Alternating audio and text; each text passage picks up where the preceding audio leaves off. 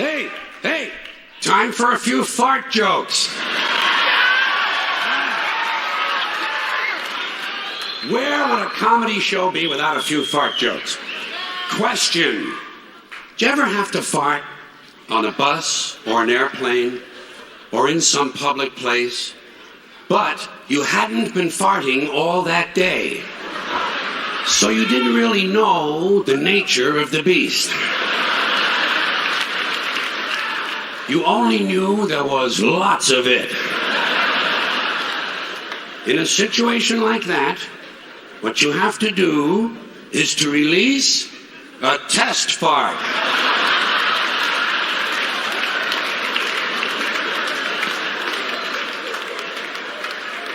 You have to arrange to release quietly and in a carefully controlled manner about 10 to 15% of the total fart, in order to determine if those around you can handle it. Or if in fact you may be about to precipitate a public health emergency. When releasing a test fart, it is often good to engage in an act of subterfuge, such as reaching for a magazine. Say, is that Golf Digest?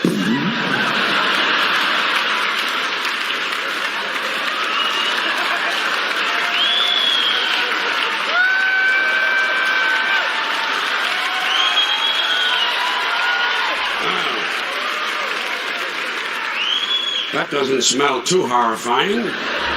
In fact, in an odd way, it's rather pleasant. I think they ought to enjoy the rest of this baby.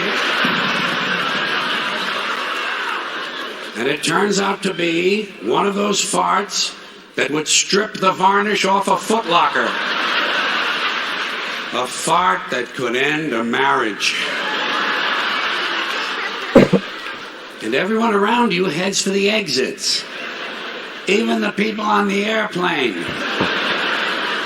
As you realize, it is time to review your fiber intake.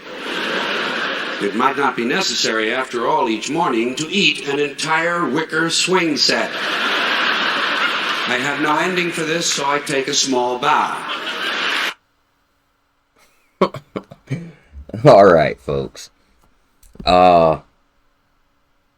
I talk about serious stuff, so I'm gonna start trying to add in jokes, just to lighten the subject up. Now, this next conversation that I'm gonna have with you, is there are some good congressmen out there, probably on both sides of the aisle, that actually truly want to do good and not just line their pockets and tell lies. But at the end of the day, they're not actually telling you the whole truth, and that's why it's a soap opera and it looks like they're arguing with each other all the time, because they are just to buy time instead of fixing issues. Now, there's a gentleman named Thomas Massie, and I would definitely love the opportunity to work with this man. So here's Thomas Massie. He tweeted out this evening, I described how the Speaker is using the continuing resolution to set up a government funding crisis the weeks before. So they won't pass a real budget. They keep passing these continuing resolutions, or CRs. And then they drop it on, and it's set to expire right before Christmas. So you got to read. Why on Christmas? So we can pressure members to vote for a bill they haven't read, by using their desire to see families on Christmas Eve against them. So let's listen to what he said. Well, here we are. This is where I said we were going to be 3 weeks ago before the drama started. I said there would be some drama with the bright, shiny object called the SAVE Act. I said that was going to get stripped off and you were going to get a clean CR. I also predicted this would fall right before Christmas, and I believe this does fall on December 20th. Now, why have we picked December 20th? Because it's the same reason we always have December 20th. Everybody up here is human. There are no AIs or robots in Congress. And when you get to December 20th, you're 5 days from Christmas. You're 4 days from Christmas Eve. And you desperately want to be there with your family. So this is when the leadership here has the maximum influence. And again, I'm talking to the Democrats and the Republicans, because you've seen it on the Democrat side of the aisle. They love to pick the week before Christmas for this showdown, because you can smell the jet fuel fumes over at DCA. It smells like Christmas, that you're going to get to go home and open presents. I've been in HC5 when literally the Speaker of the House, not the Speaker we have now, walks in and says, if you vote for this, you can go home and unwrap presents with your kids, and if you don't vote for this, you're going to spend Christmas here with Nancy Pelosi. And then the chant starts, vote, vote, vote, vote. Literally, people get enthusiastic to vote for something that they haven't read. So let me predict what we're not going to do on December 20th before I take a guess at what we're going to do. What we're not going to do, we're not going to do 12 separate bills. We are not going to spend this time. We've got a few months between now and December 20th. We could go back to working on appropriations bills. We are not going to do this. This sucker, whatever happens on December 20th, whether it's another CR to kick the can down the road for 3 more months, or whether it's an omnibus that funds all of government with one bill, it's going to be written behind closed doors. And every lobbyist in this town is going to try to attach their little thing to this bill. This train is leaving the station on December 20th. It's the only one that we know is going to pass. They call it up here must pass legislation. So everybody's going to try and get their little thing on this bill, whatever it is on December 20th, whether it's another continuing resolution or another omnibus. It's not even really a prediction that I'm making. I'm just telling you what has happened for 12 years, regardless of whether Democrats are in charge or Republicans are in charge. There may be a little twist. We may do half of a CR. It'll be a whole CR, and half of it will end in February, and half of it will end in April, and they'll convince you they got something more clever this year than they had last year. But it's going to be the same old thing, warmed over, written behind closed doors, rolled out here. We're not going to have time to read this thing. That's also predictable. And we're going to be told, vote for this and you can go home and open presents with your kids. Don't vote for it and you're going to be stuck here. And there will be people, it pulls at heartstrings. We are humans. And that's why I think it's really disingenuous or despicable, really, to pick 4 days before Christmas Eve to put this bill on the floor. The bill I'm talking about, obviously, nobody here knows what it is yet. And we're not going to have time to read it, but people are going to be inclined to vote for it because they just want to be with their family. I would encourage people not to vote for this CR. There's still time to do other things. This is not the 30th. And if we were going to do something, we should do a full year CR. Why do we want to set up a shutdown crisis the week before Christmas?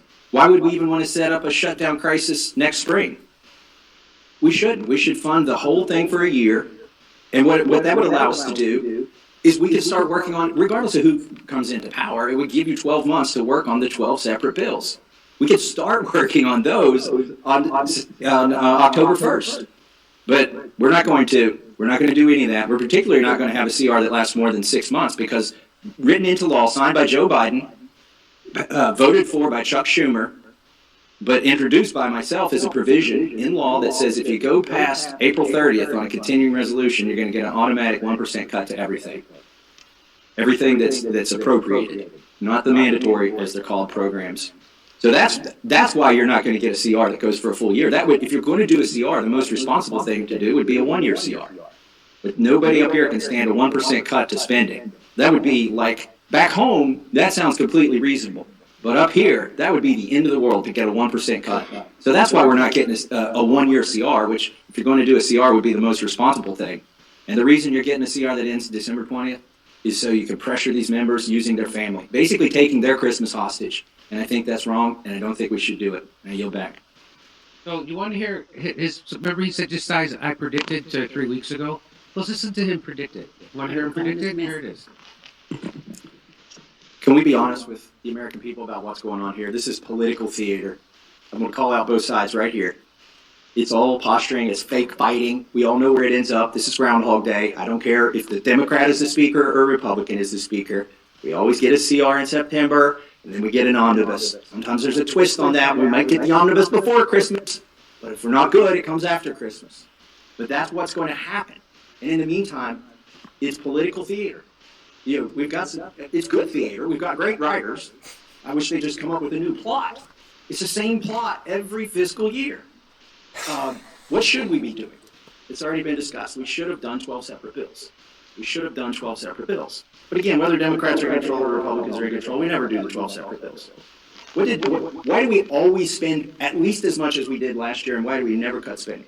It's because Democrats want to grow the welfare state, and Republicans want to grow the military-industrial complex.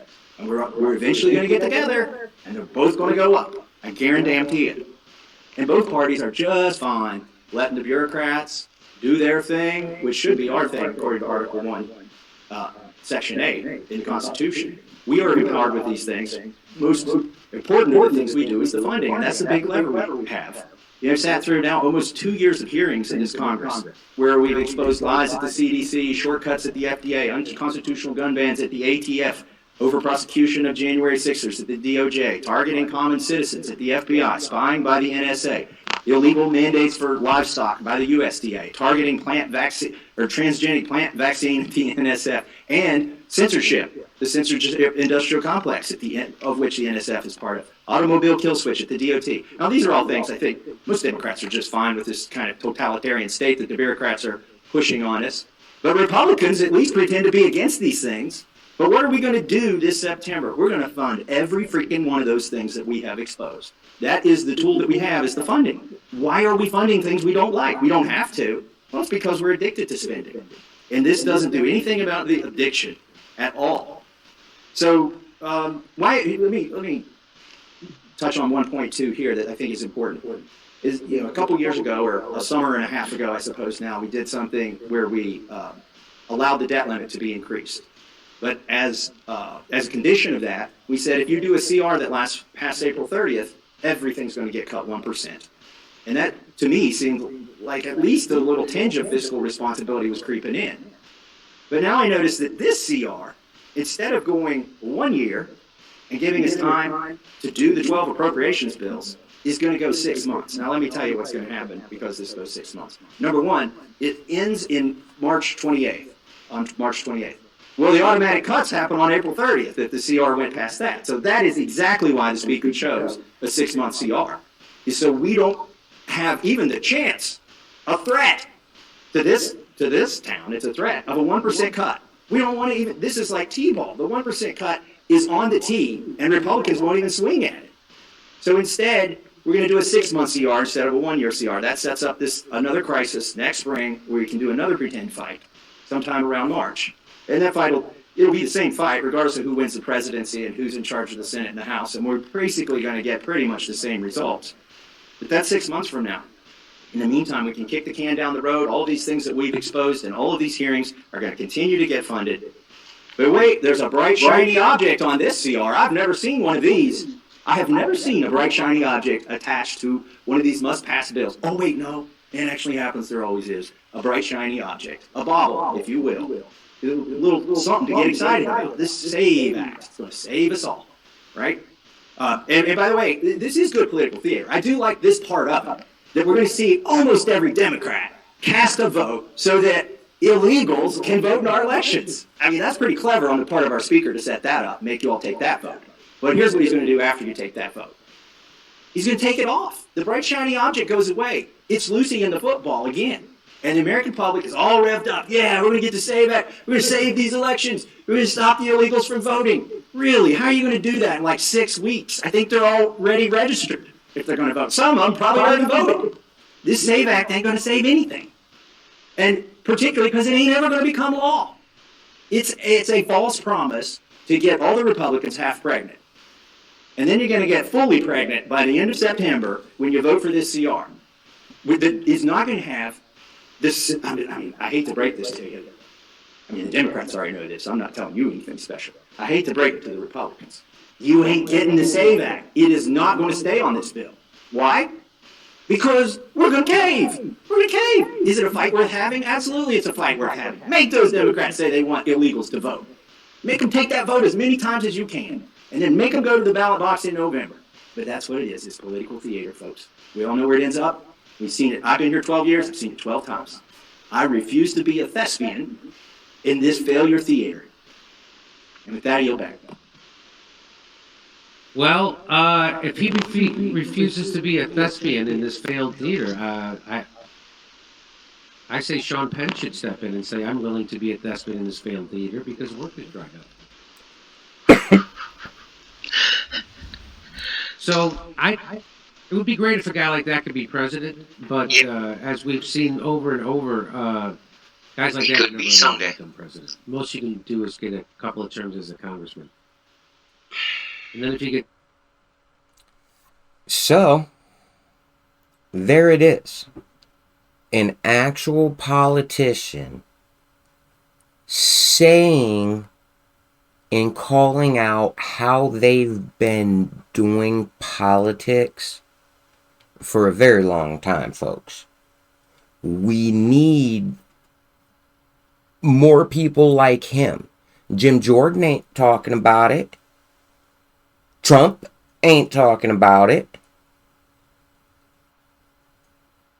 No, Sherrod Brown is talking about how they've been running our government and the little tricks to how they can do what their donors want them to, compared to like what we want. Now, hope you got something from this. Might as well go ahead and close out with some more fart jokes.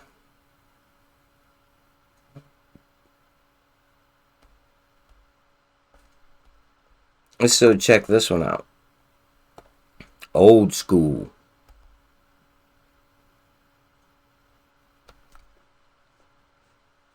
The Lord created the fart, then put a smell in it so the deaf could enjoy it.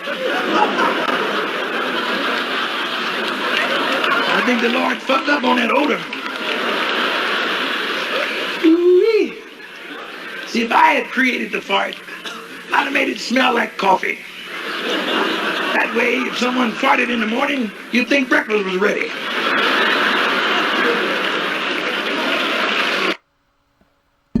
Hope y'all got something from this. To each their own. And by all means, good luck to all.